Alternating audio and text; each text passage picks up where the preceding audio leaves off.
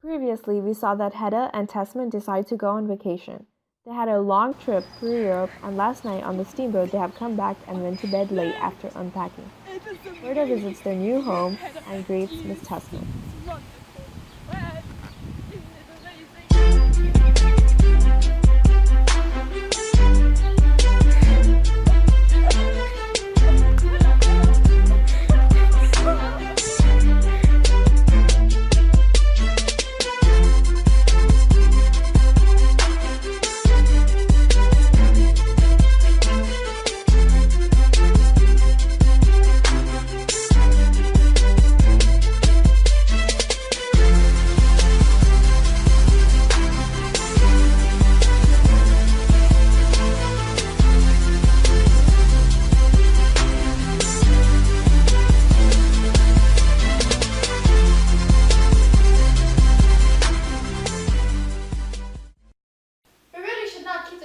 Tesman. You want to kick out Berta?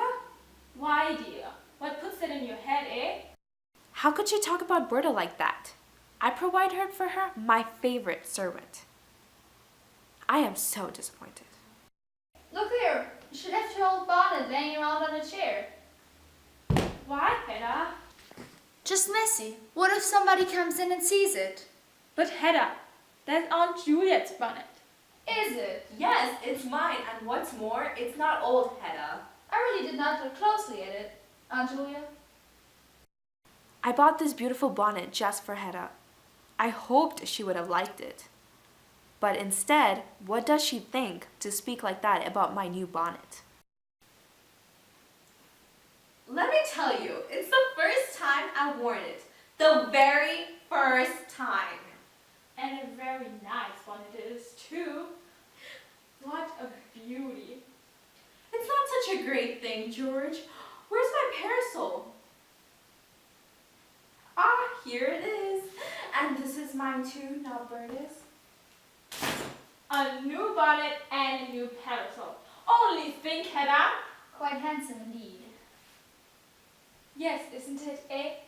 But Auntie, take a good look at Hedda before you go. See how handsome she is. Oh, my dear boy, there's nothing new in that. Hedda was always lovely. But haven't you noticed her splendid condition? She has filled out on the journey. Oh, do be quiet. Filled out? Of course you don't notice it so much now, since she has that dress on. But I, who can see... Oh, you can't see anything. It must be the mountain air in the Tyrol. I am exactly as I was before. This man really needs to snap into the reality of things. Does he not know that he has a script to write? Mrs. Elstead, who was earlier at Tesman's house to bring flowers, is back at the door. Oh, hello, Mrs. Elstead, my dear. Hello, Hedda. How have you been? It's been so long since we met last. Yes, it's been a while. Come on in. George Tesman decided to write a letter to his old rival, Lauberg. Meanwhile, the two men decide to have a talk in the living room. Sit down here. Let's have a nice chat. But my dear Mrs. Tesman, I was really on the point of going. Oh, you can't be in such a hurry, dear. Well, now tell me something about your life home. Oh, that's what I care the least to speak about. But why, my dear? Weren't we school fellows? Yes, but you were one class above me. Oh, how dreadfully afraid I was of you. Afraid? You were a bully! I remember when Mrs. Tesman used to pull my hair whenever she saw me on the stairs. Oh, she used to be so mean to me. Oh, really? I don't remember. Yes, but I was so silly those days. And since then, we have drifted far, far apart from each other. Yes, that's true. I remember in school, we used to say do to each other. So we must renew our old friendship.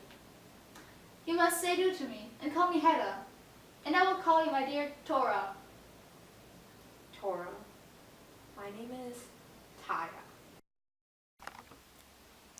She doesn't even know my name. But you know, I can give her another chance, right? Lauberg decides to come to Tesman's house, But Tesman leaves Hedda and Lauberg alone in the room.